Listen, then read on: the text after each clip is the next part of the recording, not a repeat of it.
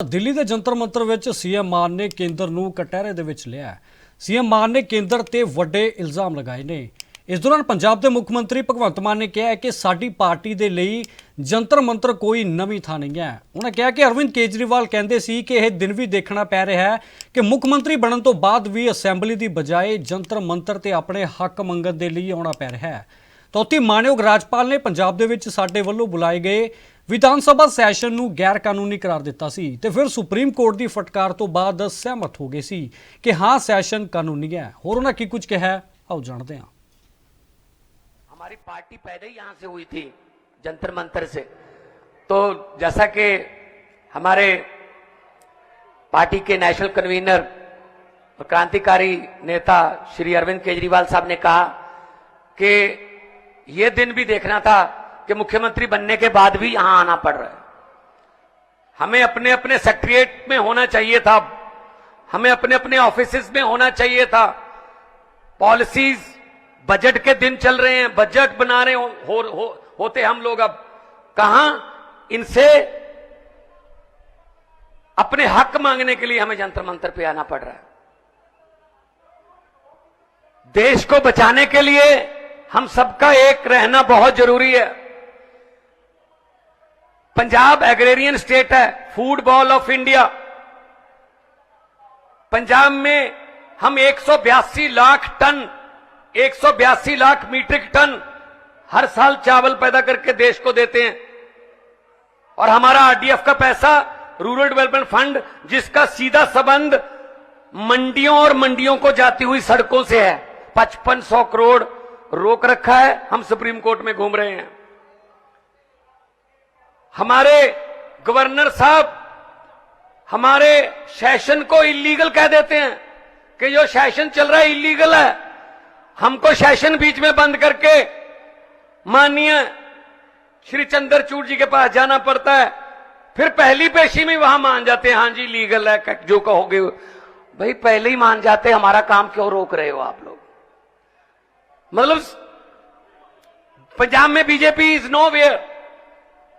117 में से 92 हमारे एमएलए हैं, बीजेपी के 2 हैं।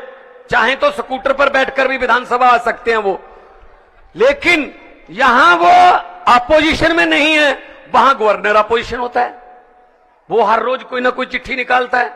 मैंने कभी नहीं देखा कि गुजरात के गवर्नर ने किसी मुख्यमंत्री को चिट्ठी लिखी हो, उत्तर प्रदेश के गवर्नर ने कोई चिट्ठी लिखी हो, नहीं। तमिलनाडु का गवर्नर लिखता है, केरला का।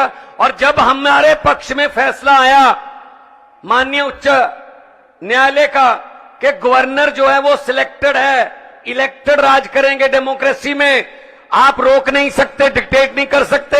आप जो है किसी बिल पर बैठ नहीं सकते, जा तो वापस गवर्नमेंट को भेजो, या राष्ट्रपति को भेजो, या साइन करो।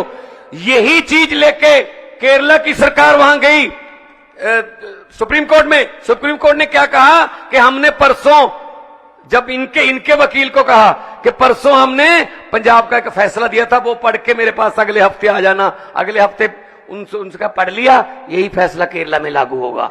हमें सुप्रीम कोर्ट में बात में सुप्रीम कोर्ट में जाना पड़ रहा है। अभी आपने देखा होगा डेमोक्रेसी का हाल चंडीगढ़ में। 36 पार्षद हैं, उसमें इंडिया अलायंस के 20 हैं, इनके 16 हैं, including member parliament of Chandigarh. तो इनके 16 के 16 ठीक उन्होंने वोट डाला, लेकिन हमारे 20 में से 8 को इनवैलिड वोट कर दिया कि इनका वोट गलत डाला हुआ, इनको वोट नहीं डालना आता, इन्होंने मोहर अच्छे से नहीं लगाई। अरे भाई वो पहली बार मोहर नहीं लगा रहे थे, हर साल चुनाव होता है, चौथी 5वीं बार लगा रहे थे। लेकिन जब वीडियो साहब फिर सुप्रीम कोर्ट जाना पड़ा। जब सुप्रीम कोर्ट ने देखा, सबने देखा कैसे वोटों की गिनती हो रही थी, ऐसे वो प्रिजाइडिंग अफसर, ये किधर रखूं, बीजेपी वालों के एक काम है, इधर रख देता हूं, फिर ये वाली, चलो ये वाली भी इधर ही रख देता हूं, थोड़ा इनको बढ़ाना। ऐसे आप मीडिया खड़ा है, ये बात ध्यान से सुन लेना और टेलीकास्ट कर देना अगर आपके मालिक माने तो। 36 वोट गिनने में 8 वोट कैंसिल कर दिए, ऑलमोस्ट 25% वोटों का घोटाला हो गया। मात्र 36 वोट गिनने में 25% वोटों का घोटाला कर गए। अभी मई जून में 90 करोड़ वोट गिनने हैं। चिंता इस बात की है उसमें क्या करेंगे ये। 36 वोट नहीं गिन रहे। एक 10 बाई 10 किलोमीटर का शहर है चंडीगढ़, वो हार नहीं सकते, बर्दाश्त नहीं होती हार।